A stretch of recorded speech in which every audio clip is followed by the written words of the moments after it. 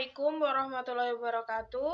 Kami dari kelompok 11 yang beranggotakan saya Rizky Dwi Kurniawati dan Robito Firuzawah Yunafia akan mempresentasikan hasil dari makalah kami yang berjudul Sistem Komunikasi Pembelajaran PAI Berbasis TIK. Yang pertama, saya akan menjelaskan pengertian sistem komunikasi. Sistem berasal dari bahasa Yunani sistema yang berarti suatu keseluruhan yang tersusun dari sekian banyak bagian. Sedangkan komunikasi atau dalam bahasa Inggris disebut communication berasal dari kata Latin communicatio yang bersumber dari kata komunis yang berarti sama. Sama di sini maksudnya adalah sama makna. Komunikasi adalah proses penyampaian pesan oleh komunikator kepada komunikan melalui media yang menimbulkan efek tertentu. Jadi, dari pengertian di atas dapat disimpulkan bahwa sistem komunikasi adalah proses penyampaian pesan yang berhubungan satu sama lain dan membentuk suatu keseluruhan. Yang kedua adalah prinsip-prinsip komunikasi.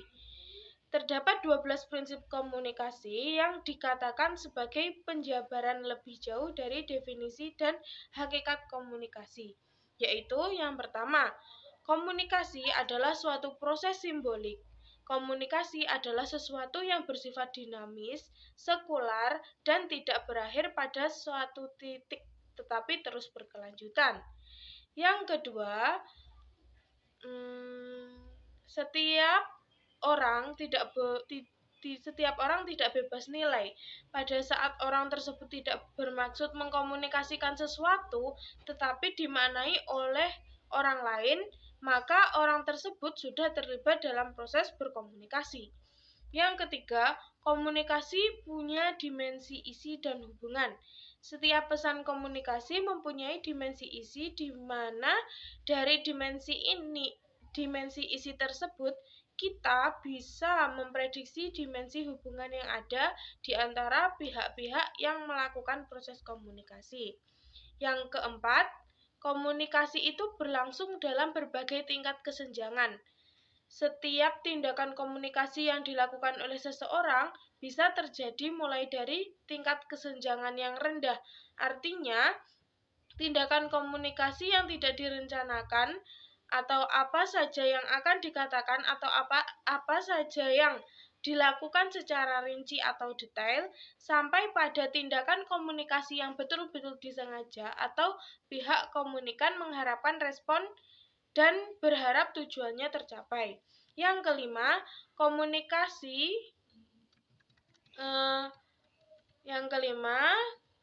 komunikasi terjadi dalam konteks ruang dan waktu. Pesan komunikasi yang dikirimkan oleh pihak komunikan, baik secara verbal maupun nonverbal, disesuaikan dengan tempat di mana proses komunikasi itu berlangsung, kepada siapa pesan itu dikirimkan, dan kapan komunikasi itu berlangsung. Yang keenam, komunikasi melibatkan prediksi peserta komunikasi. Tidak dapat dibayangkan jika orang melakukan tindakan komunikasi di luar norma yang berlaku di masyarakat. Yang ketujuh, komunikasi itu bersifat sistemik. Dalam diri setiap orang mengandung sisi internal yang dipengaruhi oleh latar belakang budaya, nilai, adat, pengalaman, dan pendidikan. Yang kedelapan, semakin mirip latar belakang sosial budaya, semakin efektiflah komunikasi. Jika dua orang melakukan komunikasi berasal dari satu suku yang sama, pendidikan yang sama, maka ada kecenderungan dua pihak tersebut mempunyai bahan yang sama untuk saling dikomunikasikan. Yang kesembilan, komunikasi bersifat non-sekuensial. Proses komunikasi bersifat sekular, dalam arti tidak berlangsung satu arah, melibatkan respon atau tanggapan sebagai bukti bahwa pesan yang dikirimkan itu diterima dan dimengerti. Yang ke-10, komunikasi bersifat prosesual, dinamis, dan transaksional. Konsekuensi dari prinsip bahwa komunikasi adalah sebuah proses adalah komunikasi itu dinamis dan transaksional. Ada proses saling memberi dan menerima informasi di antara pihak-pihak yang melakukan komunikasi. Yang ke-11, komunikasi bersifat irreversibel. Setiap orang yang melakukan proses komunikasi tidak dapat mengontrol sedemikian rupa terhadap efek yang ditimbulkan oleh pesan yang dikirimkan. Komunikasi tidak dapat ditarik kembali. Jika seseorang sudah berkata menyakiti orang lain, maka efek sakit hati tidak akan hilang begitu saja pada diri orang tersebut. Dan prinsip yang ke-12, komunikasi bukan penasehat untuk menyelesaikan berbagai masalah. Dalam arti bahwa komunikasi bukan satu-satunya obat mujarab yang dapat digunakan untuk menyelesaikan masalah. Yang ketiga adalah komponen komunikasi. Layaknya suatu sistem komunikasi terdiri dari 4 komponen. Yang pertama, objek-objek dari sistem komunikasi yang berupa unsur komunikasi, yaitu komunikator, pesan, media, komunikan, dan efek. Yang kedua, atribut sistem komunikasi yang berupa kualitas atau properti sistem itu dan unsur-unsur komunikasinya. Yang ketiga, hubungan internal sistem komunikasi. Hubungan antara peserta-peserta komunikasi atau komunikator dan komunikan sebagai anggota sistem yang dapat ditandai melalui pesan-pesan komunikasi mereka.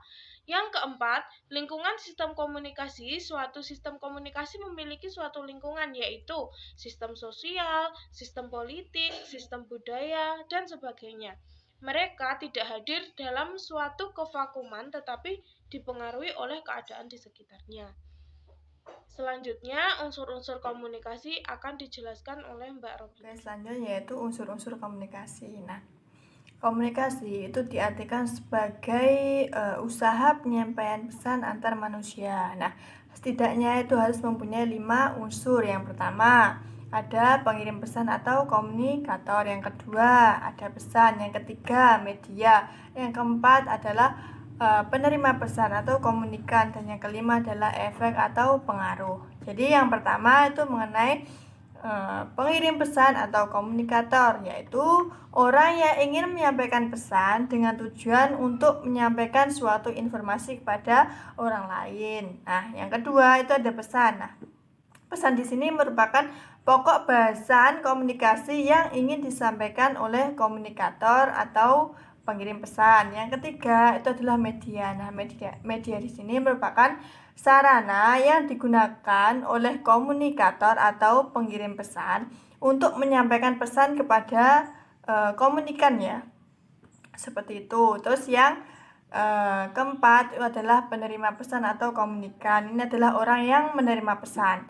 Dan yang kelima yaitu pengaruh atau efek. Nah, di sini yang dimaksud pengaruh adalah pengaruh yang ditimbulkan pesan komunikator dalam diri komunikannya. Nah, ada 3 tataran pengaruh dalam diri komunikannya, yaitu yang pertama ada afektif, ada kognitif, dan konatif, seperti itu. Terus selanjutnya yaitu mengenai sistem komunikasi dalam pembelajaran PAI berbasis TIK, ya. Yang namanya sistem komunikasi itu adalah sesuatu yang sangat penting dalam pembelajaran. Nah, secara tidak langsung seorang pendidik atau guru itu kan menjadi komunikator dalam pembelajaran itu sendiri. Nah, suatu proses pendidikan itu dapat berjalan, dapat berhasil itu apabila proses komunikasinya itu baik, ya. Sehingga terjadi pemahaman tentang informasi atau segala sesuatu yang menjadi pokok bahasan. Dalam pembelajaran, khususnya pembelajaran PAI sendiri, itu sistem komunikasi itu sangat diperlukan karena komunikasi itu merupakan jembatan untuk menjalin interaksi antara individu dan kelompok. Nah, proses pembelajaran sebagai interaksi dan komunikasi khususnya dalam pembelajaran PAI sendiri itu diarahkan untuk membantu mengembangkan semua potensi dan kecakapan peserta didik. Sistem komunikasi dalam pembelajaran sangat menentukan keberhasilan pendidikan, ya. Karena apa? Karena hal ini itu dipengaruhi oleh interaksi dan sistem komunikasi yang diterapkan oleh pendidik itu sendiri. Seperti itu. Nah, Komunikasi sendiri itu mempunyai urgensi ya. Menurut Harold de Laswell itu dalam bukunya Novrion itu menjelaskan 5 urgensi komunikasi. Yang pertama, dengan menerapkan teori dan konsep komunikasi dalam pembelajaran akan memberikan pengetahuan dan keterampilan dalam berkomunikasi efektif kepada pendidik dan siswa yang diterapkan dalam pembelajaran. Yang kedua, dengan menerapkan teori dan konsep komunikasi dalam pembelajaran akan menjadi suatu alat untuk menganalisis masalah dan solusi terhadap berbagai persoalan dalam pembelajaran.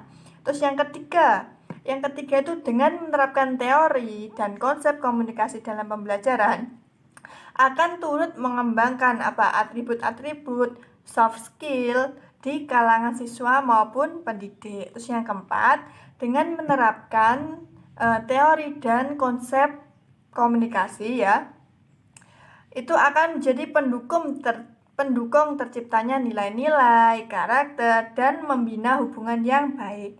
Terus yang terakhir, dengan menerapkan teori dan sistem komunikasi atau konsep komunikasi itu akan membantu siswa dalam mencapai tujuan baik itu tujuan pribadi, tujuan prestasi, atau tujuan karirnya seperti itu ya. Jadi